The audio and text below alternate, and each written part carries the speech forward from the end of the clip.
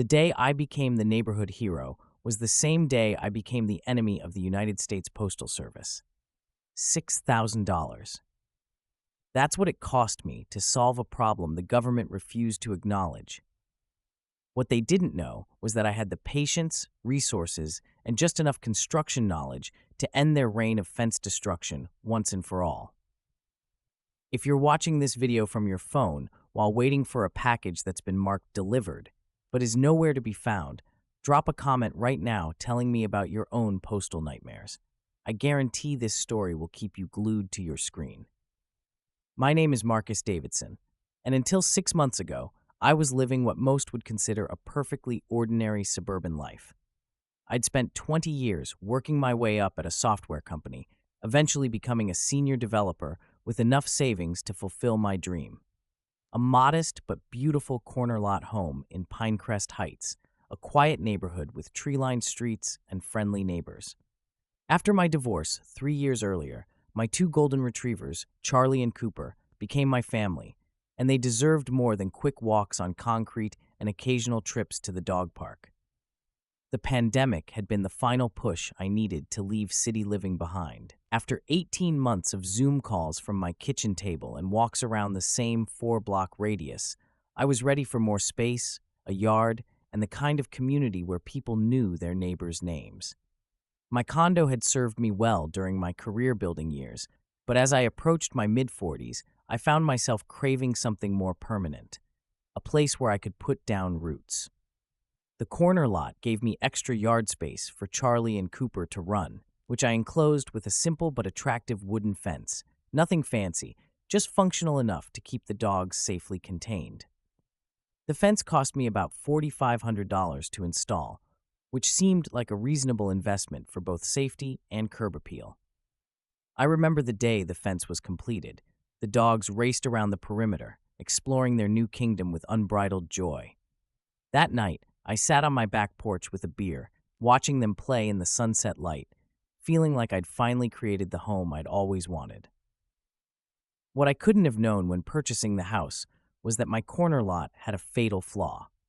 It was on the daily route of USPS driver Deborah Wilkins, a 20-year postal veteran who took the turn onto Oakwood Drive at speeds that would make NASCAR drivers nervous. The realtor had mentioned that the location was perfect, close enough to downtown for an easy commute, but far enough out to give me the space and quiet I wanted. What she conveniently omitted was that the previous owners had sold the house after just 2 years, an anomaly in this otherwise settled community. The first time it happened was about 3 weeks after I moved in. I was working from home when I heard a loud crash, followed by the distinctive sound of splintering wood. By the time I made it outside, all I caught was the back end of the mail truck disappearing down the street and a 3-foot section of my fence completely destroyed, pickets scattered across my yard like wooden shrapnel after an explosion. Charlie and Cooper were fortunately in the house with me at the time, but I was shaken by how easily they could have escaped if they'd been outside. I spent the next hour walking the perimeter of my yard, making a temporary repair with some zip ties and spare lumber I had in the garage. That night, I found Cooper standing at the window, staring out at the damaged section of fence as if contemplating an escape. "Don't even think about it, buddy," I told him, scratching behind his ears. "We're getting this fixed properly." I immediately called the local post office, where I was connected to the station manager, Howard Palmer. He took down my information with the kind of methodical slowness that suggested he was writing it on a piece of paper destined for the nearest trash can. I explained that I had seen the mail truck leaving the scene, described the damage in detail, and asked what the process was for filing a claim. "I'm very sorry to hear about your fence, Mr. Davidson," Howard said with practiced customer service politeness. "I'll speak with the carrier and look into this matter."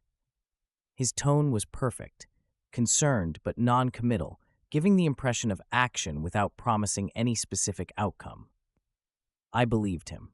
That was my first mistake. 2 days later, I received a form letter stating that, after thorough investigation, they had found no evidence that the mail carrier was responsible for the damage, and suggesting it might have been caused by weather or other external factors. External factors? Like what? A roving band of fence-hating vandals who struck in broad daylight and then disappeared without anyone noticing? The letter was printed on official USPS letterhead, complete with the eagle logo at the top, giving it an air of governmental authority that was both intimidating and infuriating. It referred to my claim of damage as if I were making up the entire incident, despite the very real splintered wood in my yard and the $200 repair bill I was now facing. I fixed the fence myself that weekend, spending about $200 on materials and half a day installing new posts and pickets. I considered it a fluke and moved on with my life. The repair wasn't perfect. I'm a software developer, not a carpenter, but it was functional and looked decent enough from the street. My next-door neighbor, Lisa, walked by with her daughter and complimented my handiwork. When I explained about the mail truck incident, she frowned. The Millers had trouble with that too, before they sold to you. Their fence was always getting knocked down on that corner. This information was concerning, but I convinced myself that lightning wouldn't strike twice. If the mail carrier knew they'd hit my fence once, surely they'd be more careful in the future. That was my second mistake. 3 weeks later, it happened again. Same corner, same splintering crash, same mail truck speeding away. This time, I was on a video call with clients when it happened, and I had to awkwardly explain the noise and my sudden, startled expression. Not exactly the professional image I was hoping to project while working from home. Sorry about that, I said to the four faces staring at me from my laptop screen. Seems like my fence just had another encounter with the postal service. One of the clients laughed. Oh, we had the same problem at our office park. The mail truck kept hitting our sign. Took us 3 replacements before we installed those big concrete planters around it. I laughed along, but inside I was seething. This was now officially a pattern, not a one-time accident. As I stood looking at the broken wood, I saw my reflection in the window, a middle-aged man with his hands on his hips, the very picture of suburban discontent. This was not how I had imagined homeownership would be. The second call to the post office went much like the first, though Howard's tone had cooled considerably. We've already investigated this matter, Mr. Davidson. Our carriers are trained professionals. Perhaps you should consider moving your fence further from the curb. I felt my blood pressure rising as he spoke. The sheer audacity of suggesting that I should give up part of my property because their driver couldn't navigate a corner properly was infuriating. Howard, I said, keeping my voice deliberately calm. I understand your drivers are professionals, but professionals make mistakes too. My fence is already set back according to city code. I've now had to repair it twice in less than 2 months at my own expense. All I'm asking is for your driver to be more careful on this corner. I'll speak with the carrier again, Howard replied, in a tone that suggested he would do no such thing. But I should inform you that our internal investigation showed no evidence of our vehicle making contact with your property. No evidence? Did he think my fence was spontaneously shattering itself every few weeks? I received another form letter 3 days later, identical to the first except for the date. They hadn't even bothered to customize their denial. After the third incident, I installed a security camera focused on that corner of my property. This wasn't a cheap solution. The high-definition wireless camera system cost me nearly $300, plus another $10 monthly for the cloud storage subscription. But I was determined to get evidence that even Howard Palmer couldn't deny. For 2 weeks, nothing happened. The mail truck came and went each day, taking the corner a bit more widely than before. I began to hope that maybe the visible presence of the cameras had solved the problem. I was wrong. 2 weeks later, when crash number 4 occurred, I had crystal clear footage of the mail truck cutting the corner too sharply and plowing straight into my fence. The video even showed the driver getting out briefly, looking at the damage, then climbing back into her truck and driving away without leaving any note or information. I was in my home office when my phone buzzed with the motion alert. I switched to the live camera feed just in time to see the mail truck approaching the corner at excessive speed. What happened next played out in high-definition detail right before my eyes. The truck took the turn too sharply. Its right front bumper, making direct contact with my fence. I watched as Deborah hit the brakes and then slowly backed up. She emerged from the vehicle, a middle-aged woman with short blonde hair, wearing the standard postal uniform. Her body language told the whole story, the slumped shoulders of someone who knew they'd made a mistake, followed by the furtive glances of someone checking to see if they'd been caught. After less than 30 seconds of contemplation, she climbed back into her truck and drove away. No note left on my door. No knock to apologize or take responsibility. Just property damage and a retreat. "This is definitive proof," I told Howard, offering to email him the video. "Your driver hit my fence and left the scene without reporting it." "Our vehicles have extensive blind spots, Mr. Davidson," Howard replied, not even offering to look at my evidence. "And our carriers operate on extremely tight schedules. I'm sure if there was any contact, it was minimal and unintentional."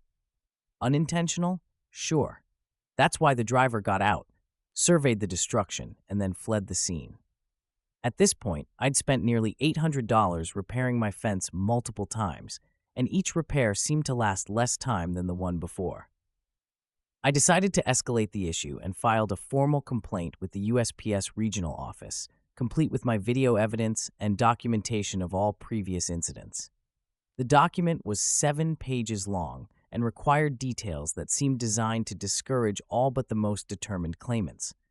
I filled it out meticulously, attached my video evidence, and submitted it according to the instructions. 3 weeks later, I received another form letter stating that they take all complaints seriously but could not establish liability in this case, and suggesting I consult with my homeowner's insurance. The regional office's response was particularly infuriating because it was clear they hadn't even reviewed my evidence.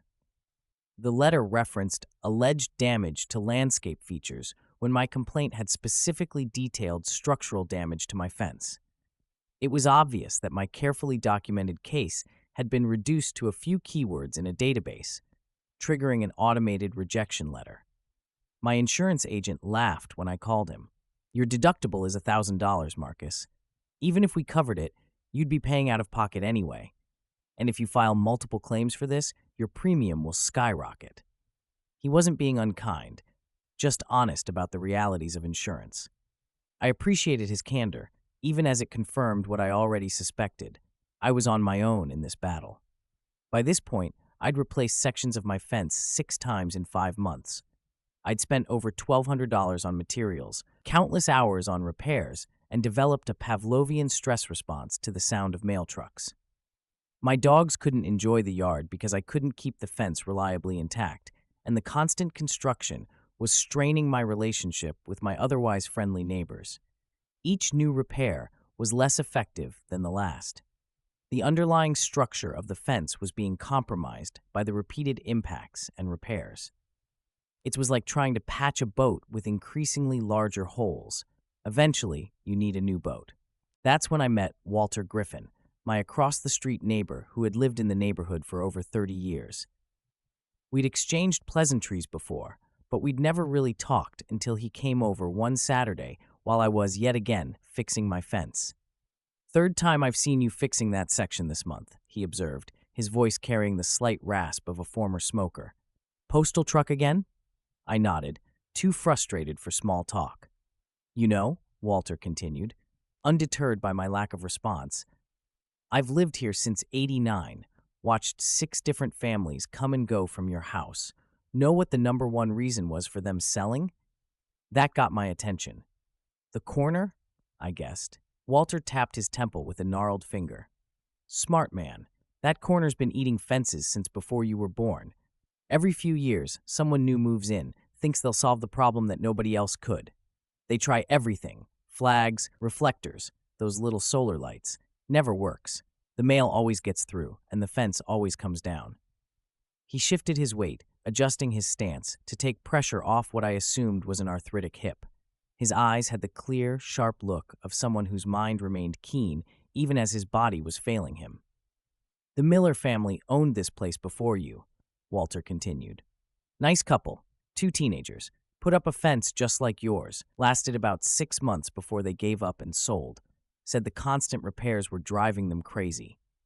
What did they do about it? I asked, genuinely curious. Walter chuckled. They moved, said it wasn't worth the hassle, but that was after they tried everything: signs, reflectors, even those little decorative boulders. The postal truck just plowed right through it all. That's not very encouraging, Walter. Well, he said, his eyes twinkling with unexpected mischief, they never tried what I would have done. Which is? Concrete and brick, son. Can't drive through what can't be broken. Walter's suggestion stayed with me as I finished the repair. Could it really be that simple? A structure solid enough that it couldn't be destroyed by a mail truck? It seemed extreme and expensive. But then again, so was replacing my fence every few weeks. That night, I couldn't sleep. Walter's words kept echoing in my head. I spent hours researching local building codes, property lines, and construction techniques. By morning, I had a plan. An expensive, labor-intensive, potentially controversial plan, but a plan nonetheless. First, I filed all the proper permits with the city. I explained my situation to the building inspector, who was surprisingly sympathetic once I showed him my videos and documentation. Just make sure it's not right on the property line, and don't make it look like a prison, he advised. The permit process was tedious but necessary. I had to submit detailed plans showing the exact dimensions, materials, and location of my proposed wall. I had to pay fees, $250 for the main application, plus another $100 for an extraordinary structure review because my plan didn't fit neatly into any of their standard categories. I had to get signatures from adjacent neighbors confirming they didn't object to the construction. Next, I consulted with a structural engineer to ensure what I wanted to build would be both effective and safe. I didn't want to create a dangerous situation for anyone, even fence-destroying mail carriers. The engineer, a practical woman named Elaine, visited my property and assessed the situation. She recommended a design that included a reinforced concrete foundation extending 3 feet below ground level, with steel rebar running through both the foundation and the brick structure above it. The wall would be slightly angled to deflect impact forces, with a curved rather than sharp corner. This design will distribute the force of any impact, she explained, showing me her sketches. It's similar to what they use for Jersey barriers on highways, just more attractive. If a vehicle hits this at normal residential speeds, the wall will be fine and the vehicle will sustain minimal damage. Then, I hired a contractor to help with the specialized work. Mario had been in the masonry business for 30 years and had built everything from garden walls to bank vaults. You want to build a brick wall just on the corner section? He asked, surveying my property. Just the corner and extending 10 feet down each side. I confirmed. The rest of the fence can stay wooden. Mario nodded appreciatively. Smart. Target the impact zone. We'll need a proper concrete foundation, steel reinforcement, the works. Not cheap, but once it's done, it's done. The project would cost $6,000, significantly more than my original wooden fence, but after calculating what I'd already spent on repairs and factoring in my time and frustration, it seemed worth it. Construction began the following week. We dug down 3 feet for the foundation, laid steel rebar in a tight grid, and poured concrete that would have held up a small office building. On top of that foundation, Mario and his team constructed a beautiful double-width brick wall with an internal steel reinforcement system. The construction process drew considerable attention from the neighborhood. People walked by slowly, observing the unusual activity. Some stopped to ask questions, and word quickly spread about why I was building such a substantial structure on just one corner of my property. Howard Palmer from the post office even made an appearance on the 3rd day of construction, parking across the street and watching the work with a concerned expression. He didn't approach me directly, but I saw him taking pictures with his phone. I waved cheerfully, which seemed to disconcert him. He left quickly after that. This thing could stop a small car, Mario observed proudly as we admired the finished wall. And it looks good too. He wasn't wrong. We'd chosen a warm reddish brick that complemented my home's exterior and added a decorative capstone along the top. From the street, it looked like an upscale design choice rather than a defensive fortification. The wooden sections of fence connected seamlessly to the brick corner, creating a unified look, that actually improved my property's curb appeal. I planted some ornamental grasses and small shrubs along the base to soften the appearance. Within a couple of weeks, it looked like it had always been there. Now came the wait. Would Deborah adjust her route to accommodate the new immovable object, or would physics deliver the lesson that customer complaints couldn't? I didn't have to wait long. Exactly 9 days after the wall was completed, at precisely 2:17 p.m., I heard a sound from outside. Not the familiar crash of splintering wood, but a solid thunk, followed by the squeal of brakes and the distinctive sound of a mail truck's sliding door flying open. My security camera captured it all. The mail truck rounding the corner too quickly, the driver's shocked expression as she realized too late that the previously destructible fence had been replaced with solid masonry, and the moment of impact where the mail truck's front bumper crumpled against my immovable wall. The wall stood perfectly intact without so much as a scratch. The mail truck, however, had a crumpled front bumper, a dented hood, and a thoroughly shaken driver. Deborah sat in the driver's seat for a full minute, looking stunned, before finally emerging to inspect the damage, to her vehicle, not my property. I stepped outside calmly, phone in hand, security camera footage already pulled up. "Afternoon," I said pleasantly. "Looks like you've had an accident. Would you like me to call someone?" Deborah glared at me. "You built this thing deliberately." "I built a code-compliant wall on my property after my fence was repeatedly destroyed," I replied evenly. "I have all the permits and approvals right here." I held up a folder containing copies of everything. "You did this on purpose," she insisted, gesturing between the wall and her damaged mail truck. "I did nothing of the sort. I simply built a structure that wouldn't need to be repaired every few weeks. The fact that you hit it suggests you might be taking this corner too quickly." I held up my phone showing the security footage. As you can clearly see, within 30 minutes, Howard Palmer himself was at the scene, along with a postal inspector and a local police officer. Howard looked like he'd swallowed something unpleasant as he surveyed the situation. "Mr. Davidson," he began stiffly, "this structure appears to be designed to cause damage to our vehicles." The police officer, who had been examining both the wall and my documentation, shook his head. "Actually, sir, this appears to be a standard decorative brick wall, properly permitted and set back from the property line according to code. There's nothing illegal about what Mr. Davidson has done here." The postal inspector, a serious woman named Patricia, had been reviewing my security footage from both that day and previous incidents. She turned to Howard with a frown. "We have a bigger problem. This footage shows multiple incidents of property damage with failure to report. That's a serious violation of postal regulations." Howard's face paled slightly. "I'm sure there's a reasonable explanation." "There certainly is," I interrupted, no longer able to contain myself.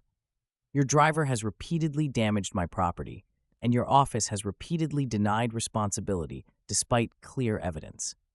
I've spent over $1,000 and countless hours repairing the damage. All I wanted was for someone to acknowledge the problem and help find a solution." Patricia nodded, still reviewing the footage. "Mr. Palmer, we'll need to discuss this back at the station. Ms. Wilkins will need to file an accident report, and there will be an investigation into the previous incidents as well." 2 days later, I received a personal visit from Patricia. "Mr. Davidson, I want to personally apologize for the damage to your property and the way your complaints were handled. We've reviewed all the evidence, including your previous correspondence with the local office, and it's clear that proper procedures weren't followed." She handed me an official letter acknowledging USPS responsibility for the damage, along with a check covering my repair expenses, though not the cost of the wall. "We've also adjusted the route to provide more time at this corner, and Ms. Wilkins has been enrolled in an additional driver safety program." Howard Palmer was reassigned to another office, though Patricia tactfully described it as a lateral move to better utilize his skills. The most satisfying outcome, however, came in the form of a neighborhood transformation. Within weeks of my wall going up, other neighbors began approaching me about my beautiful landscaping feature. 3 other households on corners installed similar masonry sections, creating a cohesive neighborhood aesthetic that even got mentioned in a local home and garden publication. The neighborhood association, initially concerned about my fortress-like construction, ended up recommending my design as a preferred option for corner lots. Property values increased by an average of 3% across the development, partly attributed to the improved streetscape. As for Deborah, she still delivers mail in our neighborhood, but now she takes the corner at an appropriate speed, well away from my wall. She doesn't wave when she sees me, but she does give my wall a respectful berth. The dogs love their secure yard. My clients no longer hear crashes during our video calls, and I haven't had to spend a weekend fixing fence damage in over 6 months. Sometimes solving a problem requires diplomacy and patience. Other times it requires 3 feet of concrete foundation and a double-wide brick wall with steel reinforcement. The trick is knowing which approach fits your situation. If you're dealing with your own version of my fence-destroying mail carrier, remember this. Document everything, follow proper procedures, and if all else fails, build something that can't be broken. Oh, and the total cost? The wall was $6,000, but the look on Deborah's face when she realized her unstoppable mail truck had met an immovable object? Absolutely priceless.